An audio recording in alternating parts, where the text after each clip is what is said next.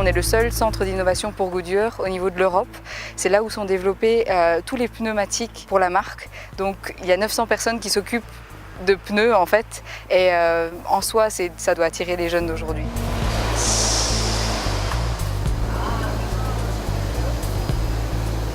En ce moment, nous avons une trentaine de positions au sein de Goodyear qui sont toujours disponibles. Nous recherchons principalement, et ce toujours, en fait tous les ans, nous recherchons des ingénieurs en développement pneumatique en général, dans le département de recherche et développement au centre d'innovation.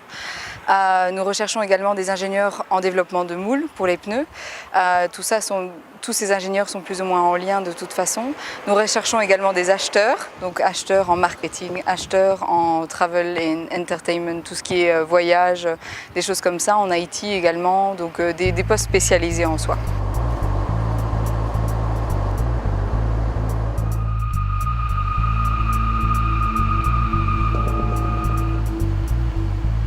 Pour développer un pneumatique, la première étape importante, c'est le dessin donc, de la bande de roulement. Donc pour ça, on a interagi avec le design studio et ils vont proposer un dessin donc, de bande de roulement et de flanc. Ça, c'est la première étape. Ensuite, on va dessiner la forme que va avoir le pneu, donc pour pouvoir dessiner le moule finalement. C'est un peu comme un gâteau, on met un pneu dans un moule pour qu'il ait la forme qu'il a au final. Donc une fois qu'on a donc cette modélisation du moule, dans laquelle on a choisi, je dirais, un premier type de construction, un premier ensemble d'éléments pour pouvoir faire cette modélisation, on va ensuite faire des modélisations vraiment de la performance en elle-même. Donc on peut essayer de voir l'empreinte au sol, par exemple, que le pneumatique va avoir avant de l'avoir construit. Et cette modélisation va pouvoir nous permettre d'identifier des paramètres clés qui vont dire voilà, pour telle performance, il faudrait plutôt que tel paramètre soit à telle valeur. Une fois qu'on a défini tous les matériaux qui rentrent dans le pneu, là, mon rôle à cette étape-là, c'est vraiment de définir une spécification pour l'usine, dire voilà, vous allez utiliser tel matériau dans tel ordre, la dimension des matériaux qui vont rentrer, le positionnement d'un matériau par rapport à l'autre. Donc tout ça va venir s'assembler, je dirais, sur la machine de construction du pneumatique. Donc ça, c'est nous qui définissons exactement le positionnement relatif et la dimension des matériaux qui rentrent dans le pneumatique. Une fois que le pneumatique est, je dirais, assemblé, c'est ce qu'on appelle un pneu vert, qu'on va mettre dans une presse.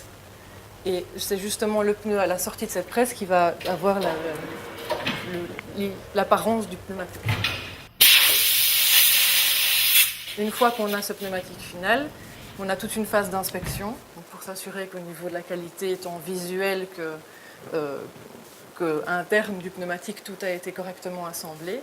Une fois qu'on est sûr de la qualité du pneumatique, alors on peut passer au niveau du test.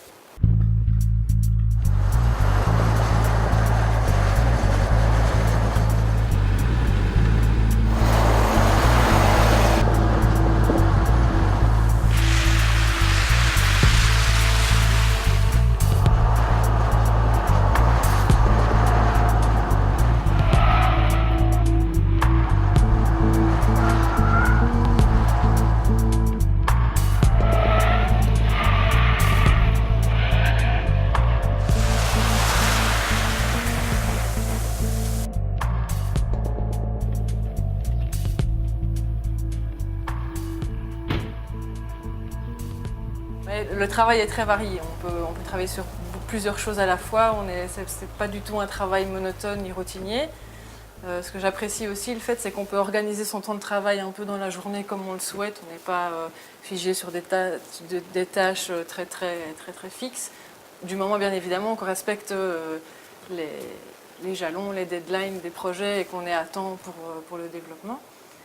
Et ce que j'aime aussi beaucoup, c'est le nombre de contacts qu'on peut avoir extérieurs, que ce soit avec les gens de la production, les gens qui font les tests. Donc ça, j'aime beaucoup aussi de pouvoir justement ne pas rester toute la journée derrière le bureau à discuter, enfin à travailler, pouvoir juste discuter avec d'autres collègues et un peu de tous horizons.